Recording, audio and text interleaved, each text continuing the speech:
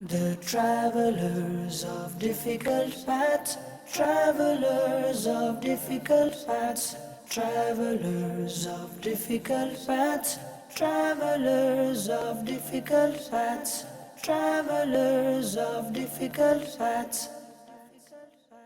Alhamdulillah Rabbil Alameen, wassalatu wassalamu ala Sayyidil Mursaleen, amma ba'd, a'udhu billahi minash shaitanir rajim, bismillahir rahmanir rahim. Wassalatu wassalamu alayka ya Rasulallah wa ala alika wa ashabika ya Habiballah. Assalatu wassalamu alayka ya Nabiyallah wa ala alika wa ashabika ya Nurallah. Welcome dear viewers to another episode of our program, Travelers of Difficult Paths. And in this program of ours, we are covering the lives of some of our pious predecessors, rahmatullahi alayhim ajma'in, and how they performed numerous sacrifices for the prominence of Islam, to raise high the flag of Islam. This was their only maqsad, this was their only purpose, that Islam should always remain prominent.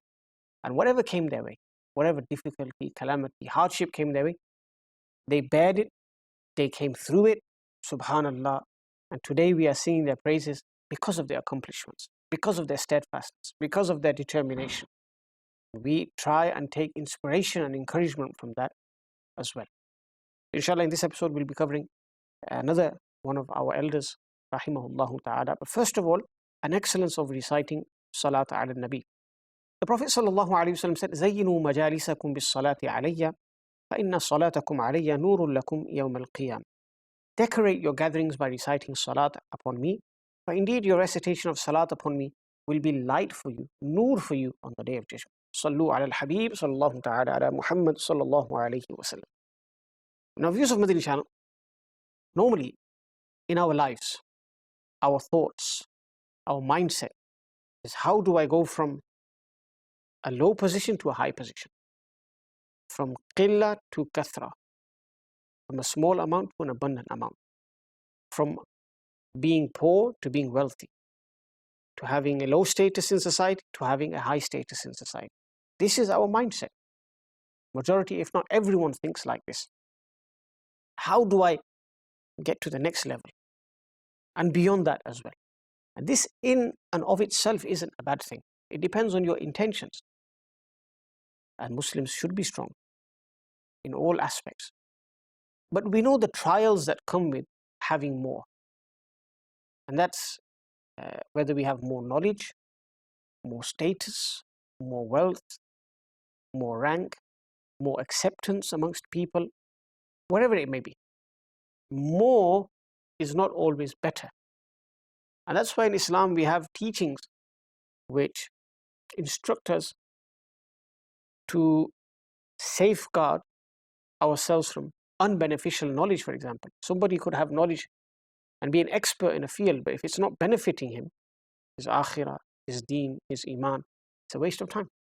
Similarly, if someone has a lot of wealth, and that wealth is being used on impermissible action, there's no benefit to it.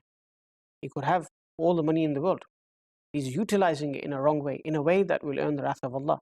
So that kathratul mal is actually a calamity for him. Similarly, looks, beauty, health, status, all of these things can many times lead to arrogance, to becoming neglectful of the Creator, Allah Azza wa Jal.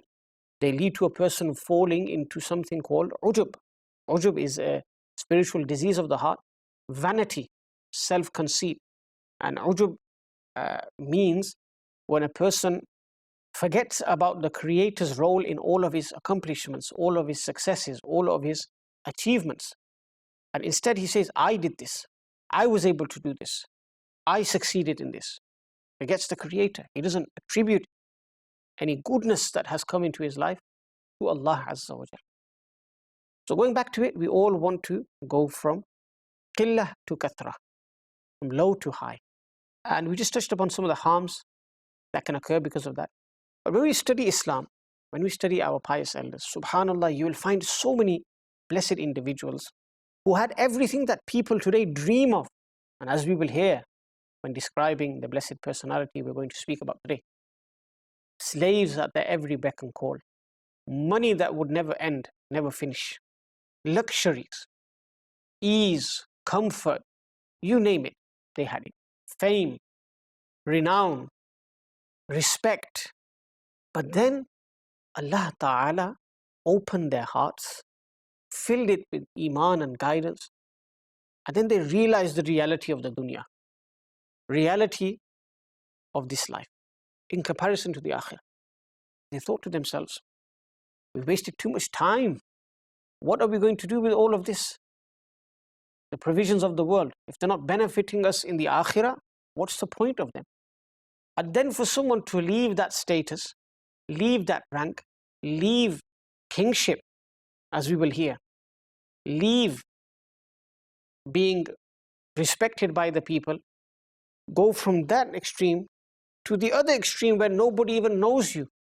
You've willingly given up all your wealth.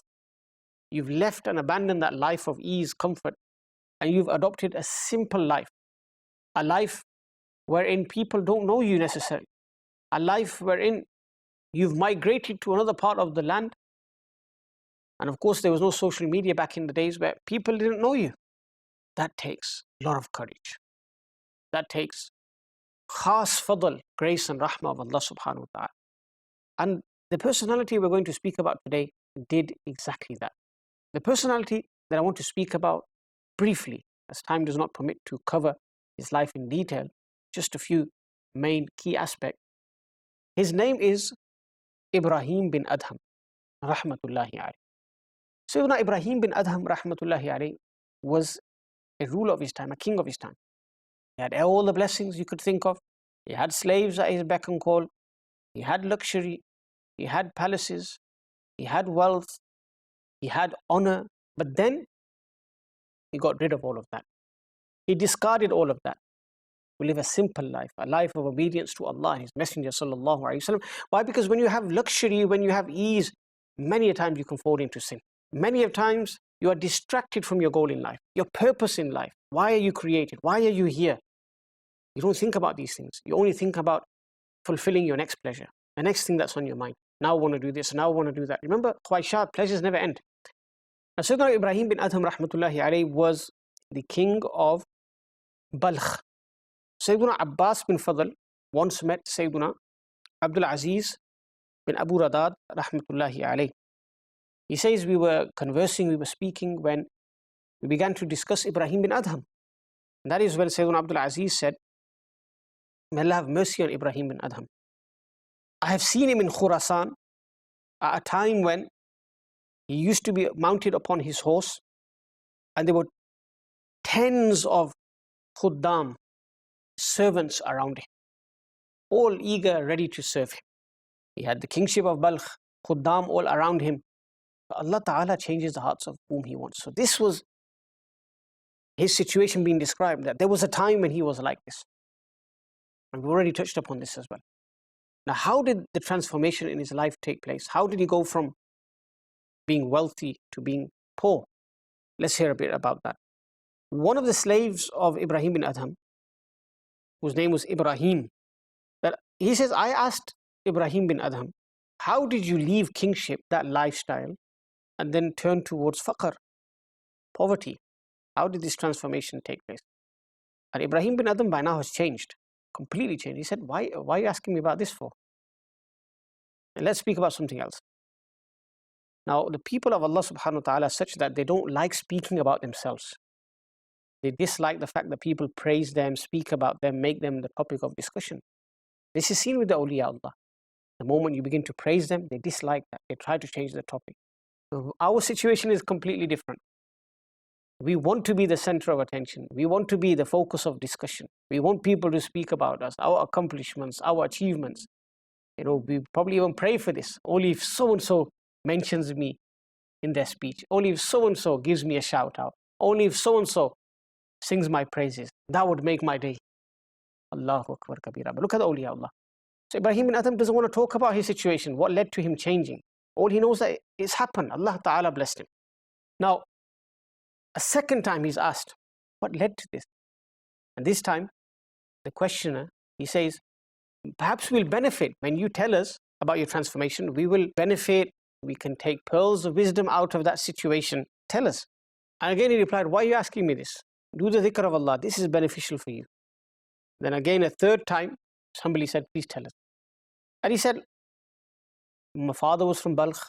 He had wealth, he had luxuries. Um, he was the leader of Khurasan. He had all the blessings you can think of. And he then relates how he changed. He says, one day I wanted to go to hunt. So we went towards the jungle and I had a dog with me. We were hunting. All of a sudden, my eyesight fell upon a rabbit. And that rabbit jumped to escape, of course. And when I saw this, I began to speed up my horse, try and capture it. And whilst doing this, I heard a voice that, Ya Ibrahim, ma khuliqta li hadha. Oh Ibrahim, you were not created for this. Allah. He turns around, he says, I couldn't see anything. So I carried on. Again I heard, Ya Ibrahim, ma khuliqta li hadha. You are not created for this. And then he says, when third time I heard this voice, the third time I realized, no, this is a call from the divine. Allah Ta'ala wants me to change. Allah Ta'ala wants to save me. And he says, when I heard this voice and I realized it was from Allah Subhanahu wa Ta'ala, by Allah, after that day, I never committed any disobedience. Now here we need to focus, we need to ponder. Ibrahim bin Adham heard these words, Ya Ibrahim ma khuliqta li hadha, you were not created for this. How many times do we hear the adhan? How many times do we hear the muazzin call out? Oh, we know that Jama'at is at this time in the masjid. We drive by the masjid at Zuhr time, Asr time, Maghrib, Isha, maybe even Fajr time. We don't go inside. We think, oh, I'll read it at home. And that's if we're fortunate. Many people don't even read Salah at all. But here, he heard this, he realized this is hukum of Allah subhanahu wa ta'ala to change. But we're neglectful. May Allah give us tawfiq. So Ibrahim bin Adham says, I never disobeyed Allah subhanahu wa ta'ala after that. I came home and I went towards the shepherds of my father. My father had some shepherds. I began to speak to one of them. I said to him, give me your clothing, give me your attire, and take my clothing. Now think about this. King of the time is saying this. Someone like us do that today. This is the king of the time. And he's leaving. What is his intention? He's leaving kingship. I don't want anything to do with that life anymore. This is the intention, the firm resolve now of Sayyiduna Ibrahim bin Adham rahmatullahi alayhi. He goes, I wore his clothing, went out towards Iraq. And when I went there, he goes, I left all my slaves behind for the sake of Allah subhanahu wa ta'ala.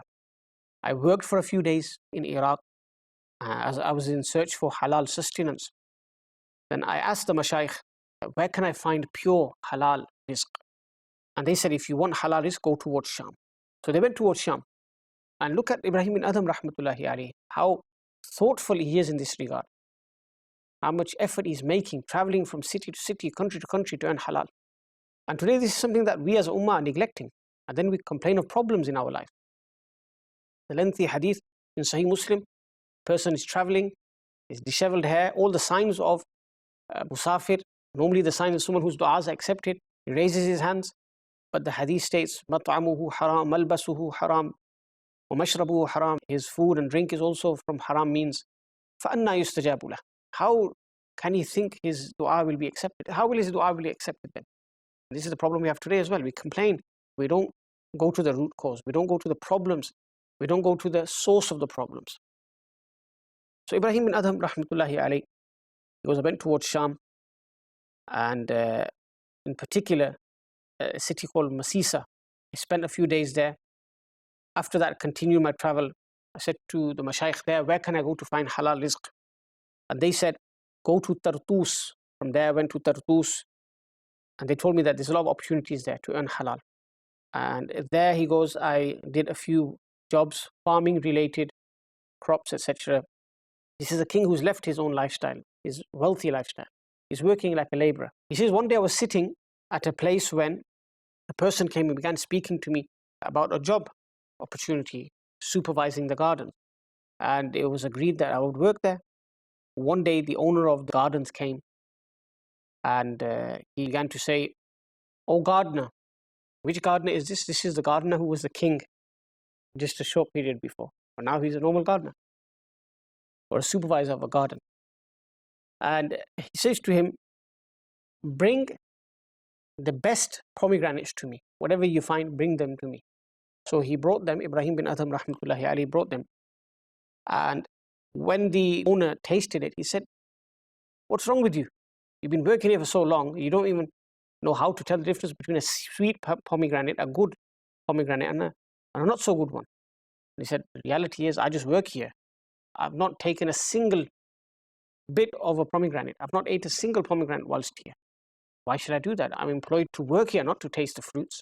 Look at the level of taqwa of Ibrahim bin Adham rahmatullahi ta'ala. The owner was gobsmacked. What did he just say? Everyone eats. He said, "Look, I'm not employed to taste, and I can't just take it of my own will or volition. I can't do that. I have to take ijaza." Allahu Akbar kabira. Look at the level of taqwa Ibrahim bin Adham rahmatullahi alayhi reached. And then the owner turned to his companions and he said, "Do you hear what he said? He's saying he's been working here for so long, but he's never had a single pomegranate. It seems like he's Ibrahim bin Adham. He wants to be Ibrahim bin Adham." Remember, those days, it wasn't the era of social media. You couldn't tell just by looking at someone who they were. They knew about Ibrahim bin Adham and his renown, his taqwa. It became famous, meaning it spread by word of mouth. But they didn't know who he was. So Ibrahim bin Adham, rahmatullahi ta'ala alayhi, he heard this and he didn't want people to find out who he was. So he left from there as well. So we learned from these sacrifices of Ibrahim bin Adham, rahmatullahi alayhi, about the importance of earning halal. Today people don't care. However it comes, it should come. Ma'adallah, some even advise their children, don't look at where it's coming from. We just want the bills paid. We want to buy another house. We want to continue running our businesses, start more businesses. And in that situation, where have the children learned that from? They've seen the elders do that. Hal min mazid, is there any more wealth? Where can I take it from? Doesn't matter if you're violating people's rights, you're stealing, usurping, you're involved in usury and interest. Allahu Akbar. This is the situation today. And near Qiyamah, the narrations tell us that people will not care where their wealth comes from. They won't care. And sadly, we're living in those times. Let me conclude by mentioning a waqiyah, subhanAllah, which sums up his belief in Allah subhanahu wa ta'ala and this transformation that took place, that he had no regrets over it whatsoever. Allahu Akbar. Look how Allah blessed him. Once, Ibrahim bin Adham rahmatullahi alayhi, living his life simply, in a simple manner, it says he was near the shores of a river. A person came and said, "That kingship that you once had, was that better? Or this situation you find yourselves in now? This faqr, you're struggling today." And Ibrahim bin Adham rahmatullahi alayhi said, "Stop for a moment, let me tell you." He took out a needle, which he used to knit, to sew. He threw it into the water. And then he said, "Oh fish, bring my needle to me." As soon as he said it, so many fish gathered. And they brought the needles. Each one of them had a needle in their mouth. And they presented it. "There's your needle." So those needles were not ordinary needles. They were needles made of gold. And then he said, "I don't need these. I want my own needle that I've thrown in, not gold needles." And when he said this, small fish appeared.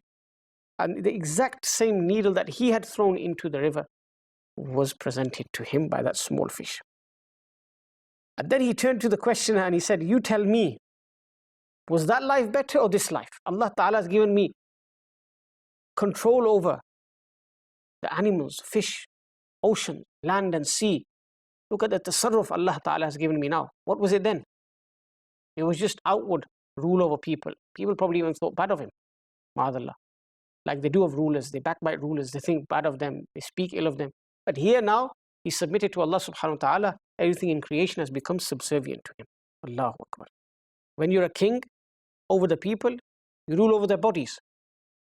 And they don't respect you necessarily from the heart. Now he has earned respect from the people. Allah Ta'ala has granted him respect, tasarruf, and love for Ibrahim bin Adham rahmatullahi alayhi has been placed into the hearts of people. This is true kingship granted by Allah subhanahu wa ta'ala.